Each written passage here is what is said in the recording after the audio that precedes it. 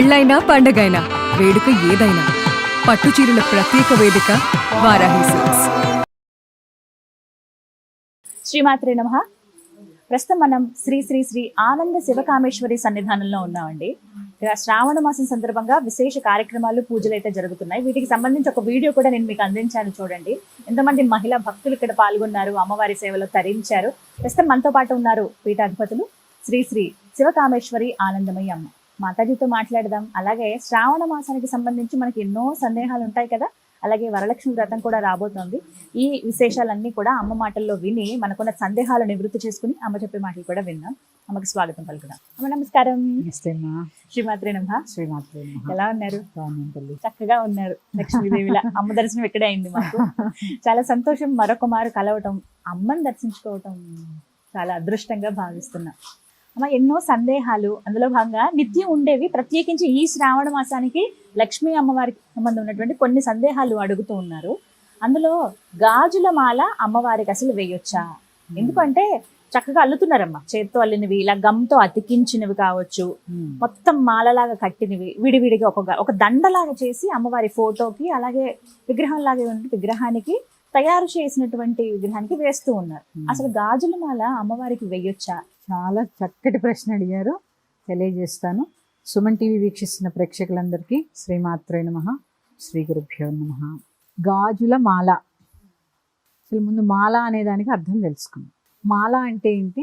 ఒకదానికి తర్వాత ఒకటి వరుసగా అల్లేటటువంటి దాన్ని మాల అంటారు. ఈ మాలనే భగవంతుడి యొక్క ఆధ్యాత్మికతలో తీసుకుంటే మాల అంటే మంత్రం అని కూడా వస్తుంది. ఎందుకంటే సౌందర్యలహరిలో 3వ శ్లోకంలో అవిద్యానామంతస్తిమిరమిహిరద్వీపనగరి జడానాం చైతన్యస్తబక మకరంద శృతిచరి దరిద్రాణాం చింతా మణిగుణనికా జన్మ జలదౌ నిమగ్నానాందంస్త్ర మురరిపు వరాహస్య భవతి. గుణనిక అనే పదానికి కూడా మాల అని అర్థం. గుణనిక అంటే అర్థము మాల.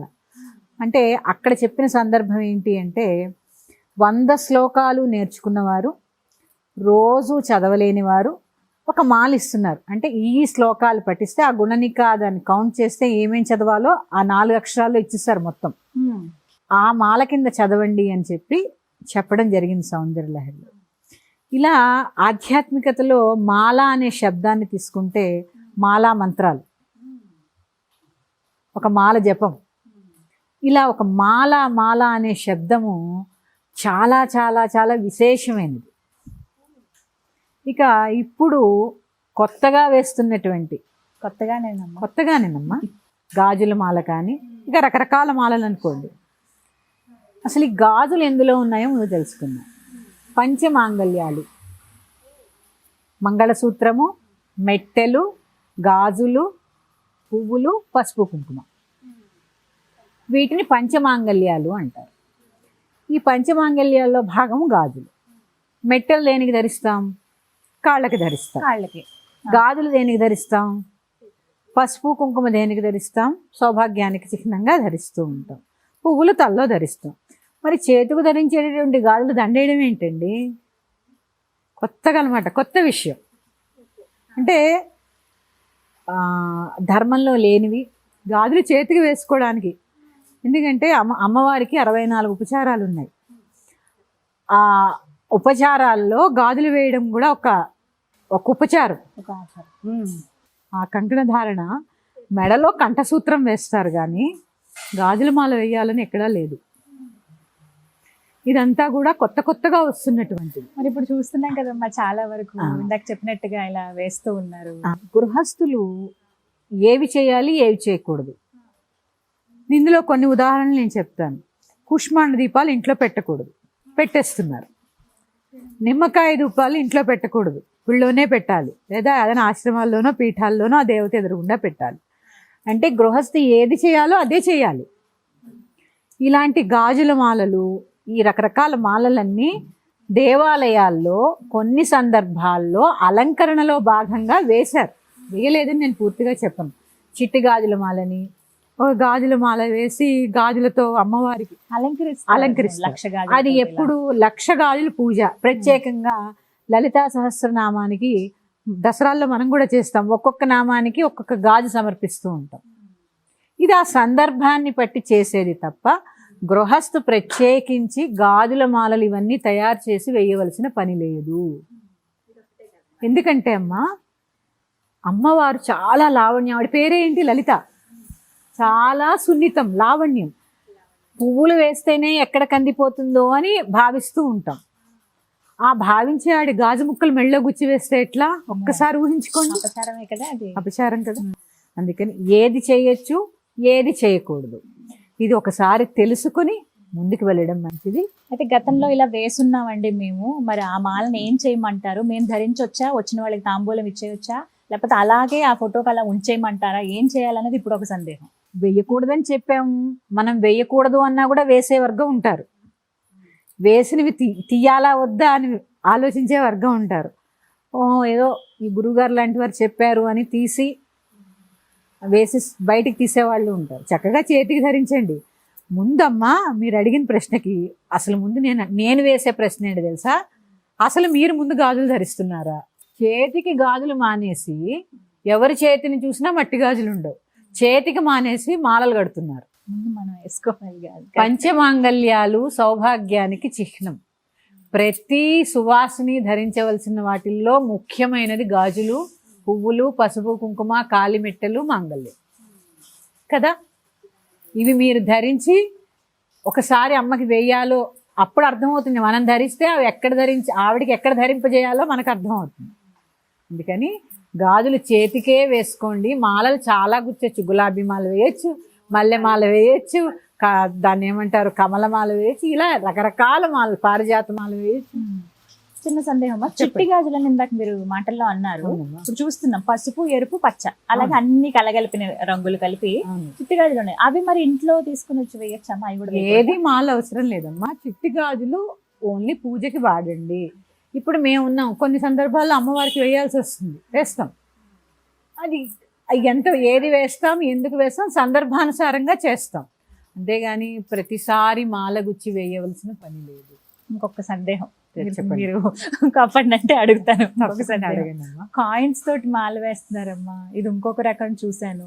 రూపాయి కాయిన్లు అన్ని చేర్చుకుని, లేకపోతే 5 రూపాయలు లేకపోతే 2 రూపాయల కాయిన్స్ అని తెచ్చి చక్కగా వరుస ఒక హారం లాగా తయారు చేసి వేస్తున్నారు. అవి వేయచ్చా? వేయకూడదు. ఏది వేయాలో అదే వేయండి.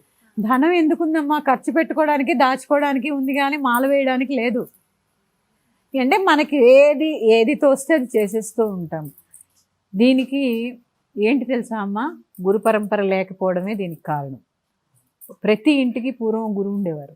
ఆ గురువు ఎలా చెప్పితే వాళ్ళు ఉగాదిలో వచ్చి మీ యొక్క దాన్ని ఏమంటారు, రాసులు ఎలా ఉన్నాయి ఆ సంవత్సరము, అదేంటి వ్యయం ఎలా ఉంది, ఆదాయం, ఇవన్నీ చెప్పి ఏం చేయొచ్చు ఏం చేయకూడదు, ఈ కులదేవత ఎవరు, ఆ కులదేవత పూజ ఎప్పుడు చేయాలి, ఏమి చేయాలి. ఇప్పుడేంటి, గురువులు ఎవరు అంటే పక్కింటి వాళ్ళు ఏం చేస్తే మనం అది చేయాలి. పులిని చూసి నక్క వాత పెట్టుకుందన్న చందంలో ఉంటుంది. ఇక్కడ మాల నేనైతే వెళ్ళలేదమ్మా, ఇవన్నీ కొత్తగా వస్తాయి. పసుపు కొమ్ములు, కొంతమంది పసుపు కొమ్ములే మాల కట్టి వేసేస్తాం. ఇది కూడా చెప్పాను, పసుపు కుంకాలు పంచమాంగల్యాల్లో భాగం. దేనికి ధరిస్తాము? స్త్రీలము ముఖానికి ధరిస్తాము, శరీరం అంతా కూడా మన స్త్రీలము పసుపు రాసుకుని స్నానం చేస్తూ ఉంటాం. ఇలా వాడాల్సిన పసుపుని మాల కింద వేయడం ఏంటి? ఇంకా హోమద్రవ్యాల్లో వాడతారు. గౌరీ పసుపు కొమ్ము కట్టి మెడలో ధరిస్తారు తప్ప పూర్వం అందరికీ బంగారం కొనుక్కునే స్తోమత ఉండేది కాదు కదా. వాళ్ళు ఏం చేసేవారు, పసుపు కొమ్ముకి పసుపు తాడు కట్టి మెడలో ధరించేవారు. అలా ధరించాలి, కానీ అమ్మవారికి కూడా వెయ్యాలనుకుంటే ఒక పసుపు కొమ్ము కట్టి మాంగళ్యం కింద, కంఠసూత్రం కింద ధారణ చేయాలి. అంతేగాని మాల కింద గుచ్చి దానికి మళ్ళీ లెక్క 108, 27, 21 ఇలాంటివన్నీ కొత్తగా సృష్టించబడుతుందమ్మా. ఇవన్నీ అవసరం లేదమ్మా. నేను చెప్తున్నాను కదమ్మా, రాను ఆడంబర పూజలు ఎక్కువైపోతున్నాయి. అందులో భాగంగా ఇష్టం అవ్వచ్చు, అమ్మకి ఏదో ఒకటి చెయ్యాలనే తాపత్రయం కూడా అవ్వచ్చు. క్రియేటివ్ అని చెప్పి అందులో భాగంగానే ఇలాంటివి కొన్ని జరుగుతూ ఉన్నాయి. అవసరం లేదమ్మా. గృహస్థు అంత ప్రత్యేకించి గాజులు మాల అల్లి వేయాల్సిన పని లేదు. మీ ఇంట్లో విగ్రహం ఉందా, చక్కగా చీర కట్టండి, ఆ విగ్రహానికి అలంకరణ చేయండి, చేతికి గాజులు వేయండి. గాజులు వీలు వేయండి. కాకపోతే పక్కన అలా పెట్టిన అమ్మ పెట్టినా స్వీకరించి చిట్టి గాజులమ్మా, అలాగే మాల అల్లి చేతికి కట్టినా బాగుంటాయి కదా. అలా కూడా బాగానే బాగుంటాయి కదా, అదే అలంకరణలో ఒక భాగం, రకరకాలుగా అలంకరించవచ్చు. అంతే తప్ప మాలలు గుచ్చేవేయడం మీరే ఆలోచించండి. సీసం గాజు అంటే ఆవిడ సున్నితమైనది, లాలిత్యమైనది. ఆవిడ మెడకి ఎంత గుచ్చుకుంటుందమ్మా, మనం భరించగలమా? మనం భరించలేదు, ఆవిడ ఎలా అంటారు. భరిస్తారు? అసలు మీరు వేసుకోగలుగుతారా మెడలో ఆ గాజులు? మళ్ళీ ఆవిడకి ఎలా వేశారు? మనం వేసుకోగలమా? మనమే వేసుకోలేం కదా, ఆవిడకి ఎలా ధరింపచేస్తాము? అందుకని ఇలాంటివన్నీ అవసరం లేదమ్మా, నన్ను అడిగితే అవసరం లేదు. చక్కగా వివరించారు. ఇది ఒక సందేహం, పెద్ద సందేహం నివృత్తి అయింది. అంటే వాళ్ళు చేశారు, మనం చేయకపోతే ఎలా అనే ఆలోచనలోకి వెళ్ళిపోతుంది చాలా మంది మహిళలు. తప్పనట్లేదు, కాకపోతే అనిపిస్తుంది కదా ఎవరికైనా. కానీ ఈ మార్గంగా ఇలా అయినా సరే మాకు ఆ సందేహాన్ని నివృత్తి చేసి, ఎందుకంటే ఏమో మాలలు చాలా ఉన్నాయిగా. ఇప్పుడు చూడండి మన అమ్మవారికి ఎన్ని మాలలు వేసాము. చక్కగా ఉన్నారు. అలాంటివన్నీ ఉన్నాయి పువ్వులతో. ఎందుకంటే పువ్వులు కూడా ఎందుకు వేస్తామమ్మా, ఆ పువ్వులు ఎంత మెత్తగా సున్నితంగా ఉంటాయి. అవి ఆవిడకి ఏమీ బాధించవు. బరువే మోయలేకపోతే ఒక్కొక్కసారి పక్కన వేసిస్తూ ఉంటాం మేము. బరువు కూడా ఎక్కువ వేయం. మకర తోరణానికో దేన్నో ఆసరా చేసుకుని వేస్తూ ఉంటాం. ఎందుకంటే ఆవిడ మెడ అంత సున్నితమైనది. అందుకని అవసరం లేదమ్మా, ఇలాంటివన్నీ అవసరం లేదు. శ్రీమాత్రే నమః. నమస్తే స్వస్తి. అమ్మా.